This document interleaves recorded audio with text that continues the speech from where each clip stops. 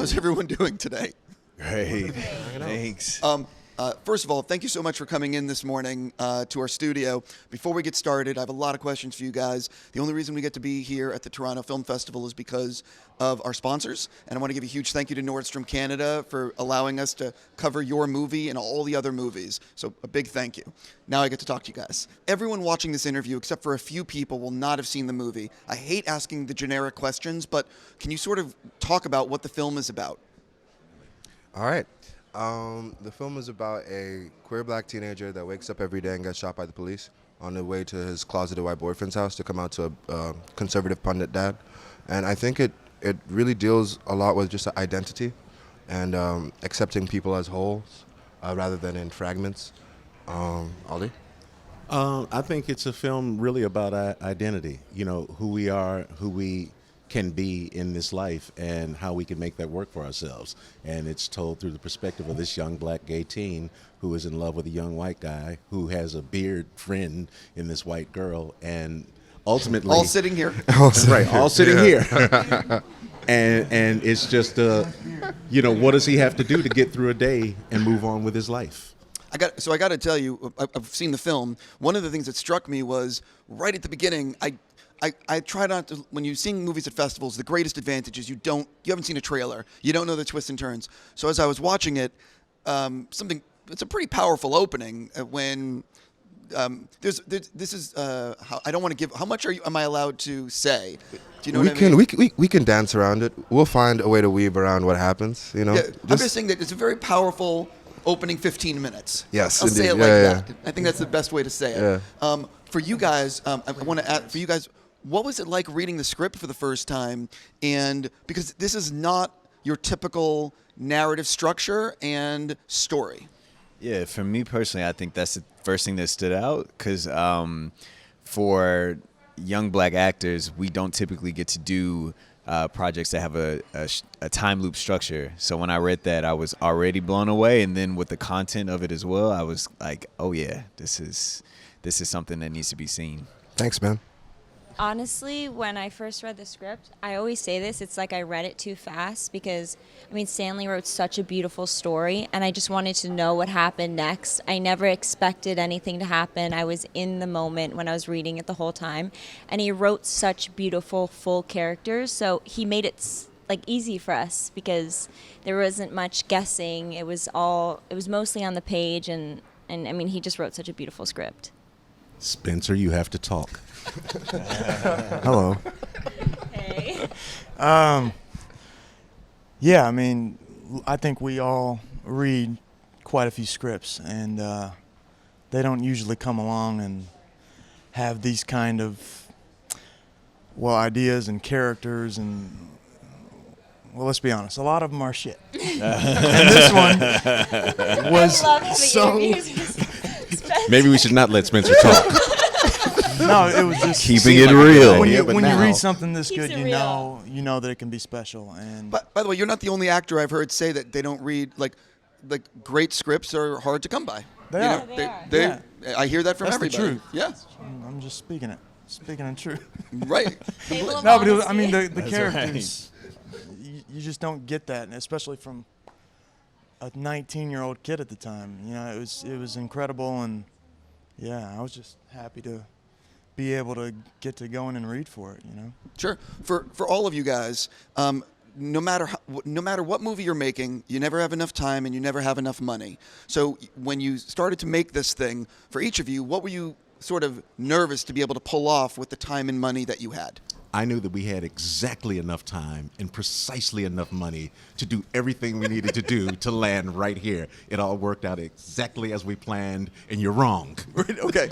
You know, the real challenge of the time and all the things that come with film was just making sure that we had the synergy and that we were a family before we got to set.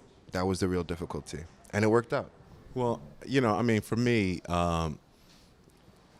just because of the sort of work that I've done in television, you know, you're always dealing with the schedule. You're always dealing with a tight budget. So it's kind of a training camp, you know, for a production where you don't have all the resources that you'd like or need, and there's a ticking clock. what helped us out in terms of production is because it was a loop structure that removed some of the work of having to, go through scene by scene by scene and create new things for every cycle. Although, as we move through the structure of the film, we advance the story by certain degrees, but everybody's still wearing the same clothes. Completely. So, I mean, those things make things a little bit easier. It's a challenge, but if you put your brains together and really map out a plan as to how you're going to do it, it doesn't work out exactly, but you can get pretty close, and I think we did. Actually, I'm going to flip the question for you guys because I just realized you're probably filming different structures of the time loop maybe on the same day. So what is it like as actors trying to get your head around the multiple versions of what you're doing because you're filming on those certain sets? Painful. Painful. It was pretty tough keeping up with the time loops because not only do we have to try to navigate it in our own brains, but we have to make sure that we are painting the picture for the audience. So at any given time, we weren't shooting in sequence. So at one point we could be at the climax of the film, and then the very next scene the same day could be the loop one where you're in a completely different mindset. We have a completely different relationship. We have a completely different relationships. And so those things were overlapping every single day. So thank God for script supervisors. Shout out to them. We need you. Yeah. Ali, shout out. And Ali kept us straight too. I mean, well, just like the little details. And for these guys, it's like when you're trying to build a performance, it's trying to make sure that you start out at a place that you can know, all right, here's my ground zero, right? And when you're at something that's climactic or a big moment, you try to make it big enough so it has enough distance emotionally, and performance-wise from where you started. But you also don't want it so far that it can't be gotten to in the course of, how the story is structured, how the story flows. Stephen did an amazing job with that. I'm incredibly impressed by sort of like his micro emotions. Like he's able to convey a lot with a little. It's a film you have to pay attention to. No, right? 100%. We don't spoon feed you anything. We honestly don't help. And that also helped in terms of the way it plays out, because even the big moments, in a manner of speaking, are kind of small. And that, I think, allowed him to build a performance that was nuanced but consistent, and I think it kind of gave a gauge to his other actors as well.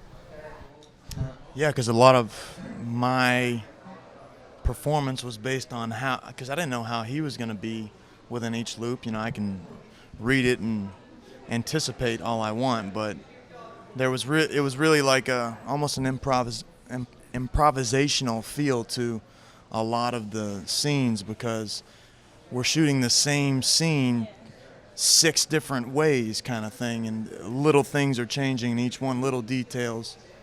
And I feel like it felt like almost like an acting exercise. Have you ever been to a camp and they give you the same bones and then you kind of have to play with it differently? So I feel also, for me, I learned so much by doing that.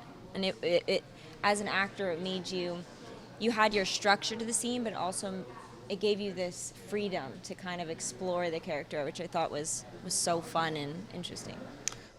I'm so serious when I say I have so many other questions for you guys, but I have to stop because of fucking nature of our studio. But hopefully I'll be able to talk to you guys again down the road about this, because I have a list. I'm just going to say, seriously, congrats on the movie, and congrats on being part of the Toronto International Film Festival, which is my favorite festival on the planet, and such a great place for movies. I hope you have a great experience. Thank you so much for coming in. Thank you. Appreciate it.